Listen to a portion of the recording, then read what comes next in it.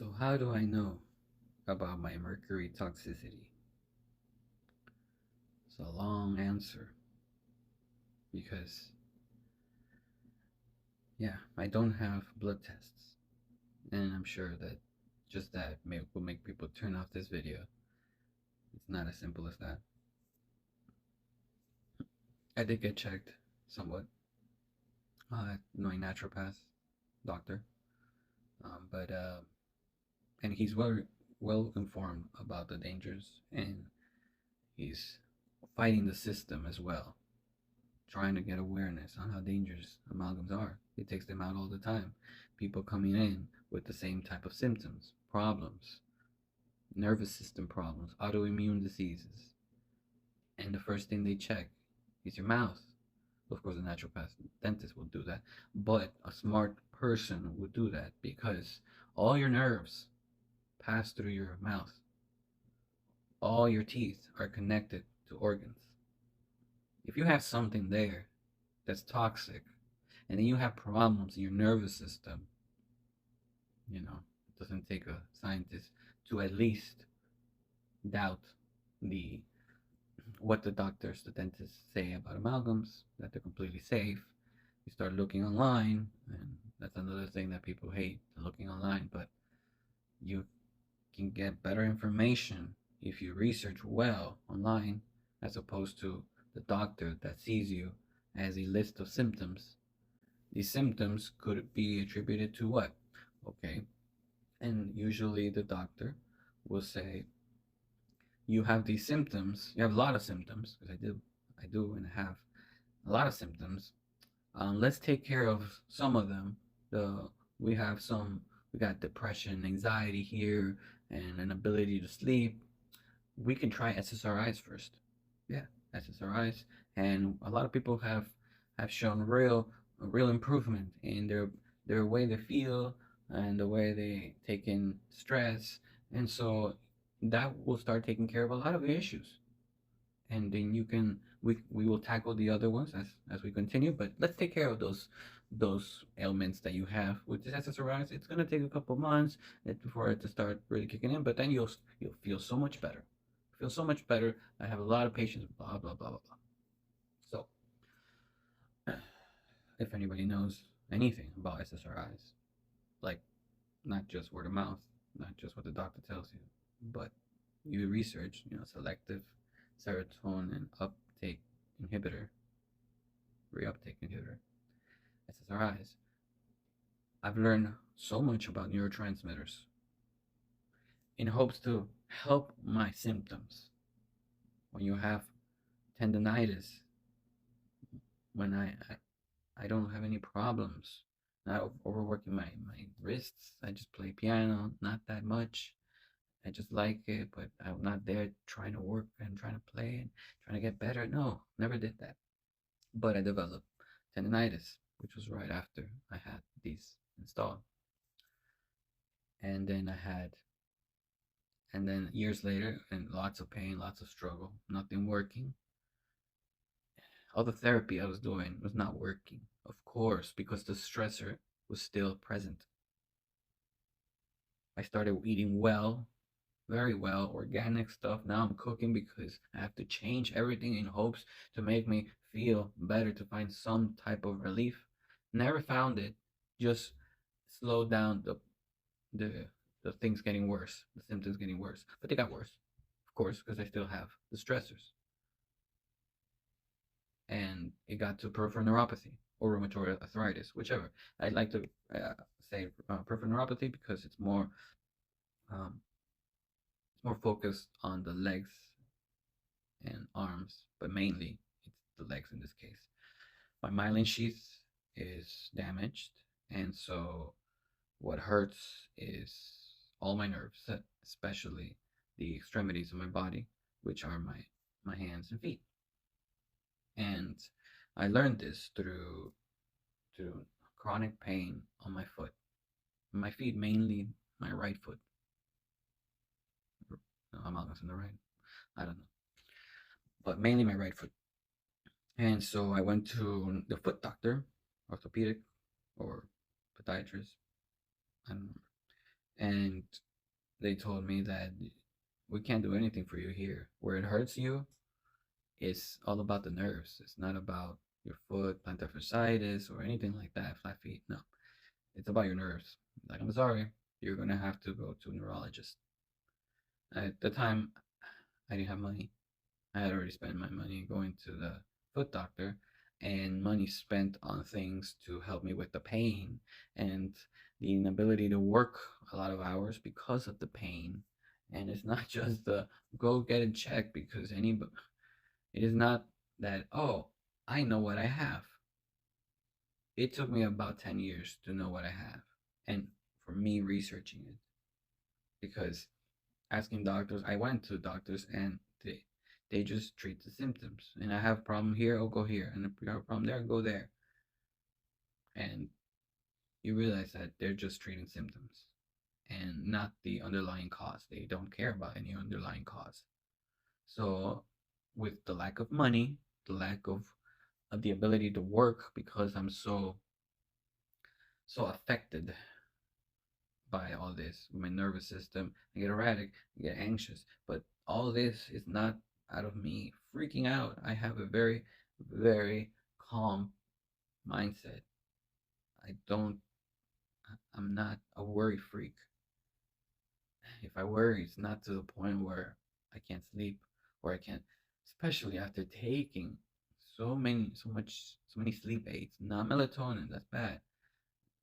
Sleep aids that affect GABA, passion flower, holy basil, valerian root, lemon balm, ashwagandha, skullcap, all those to try to help me sleep. And what my body would not rest.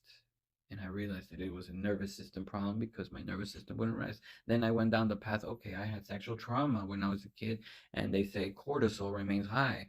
Maybe so. So maybe it's the cortisol. Then I take things to lower my cortisol, to stabilize it, to help my HPA axis, and which gets disrupted with sexual trauma in your childhood.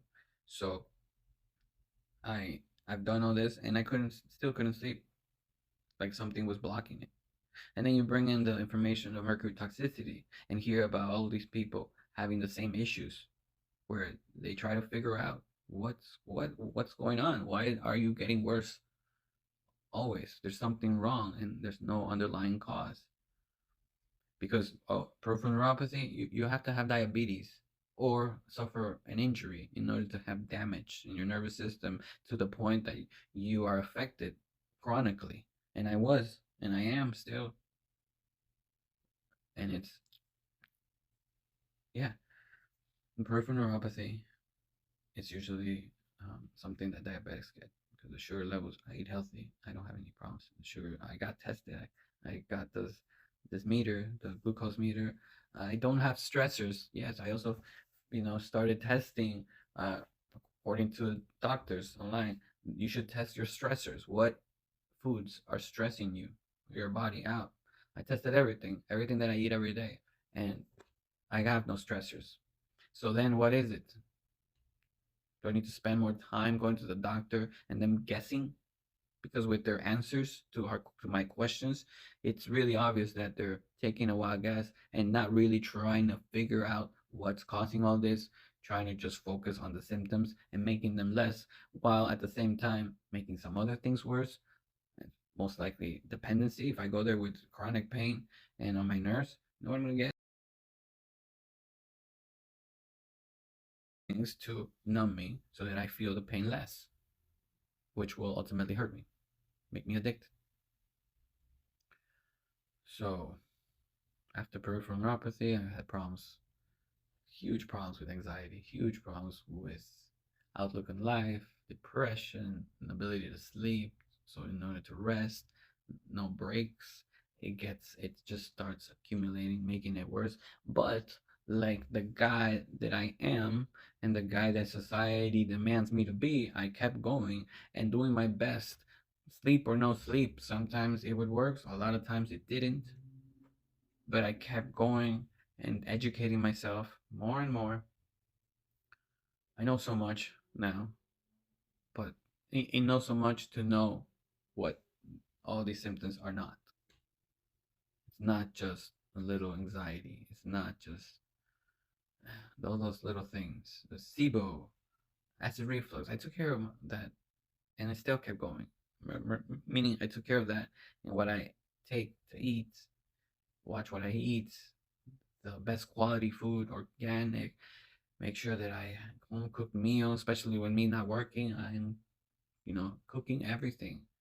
I've done everything I can to improve my situations, my my my pain, my inability to sleep. I haven't just given up. I've been fighting for years with no end in sight. And most people just keep going until they can't. And you know how I stopped finally so that I can figure this out? I had a very big intuitive thought or message telling me if I don't stop and take care of myself, meaning stop trying to make things work, meaning try to keep working so that I can pay the bills, so that I can do everything when I'm clearly not well. If I don't stop, I'm going to die. That's what the message I had was. So, of course, immediately I quit and devoted all my time to myself. And thank God I did, because I would have ended up in the hospital the way I was before.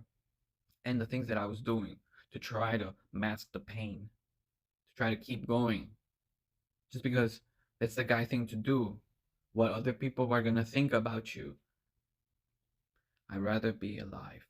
And that's why I stopped. Stopped working and focused on me. And I'm glad I did, because I finally figured out what was wrong with me or what was ailing me. And I've taken care of that. The amalgams are out. For the people, it's something that remind me. For the people that are saying amalgams don't off gas anything, they've done the tests. Yes, when the amalgam is placed and it's not moving, it has no change in temperature or acidity, it doesn't off gas. But when you chew, you're changing its temperature.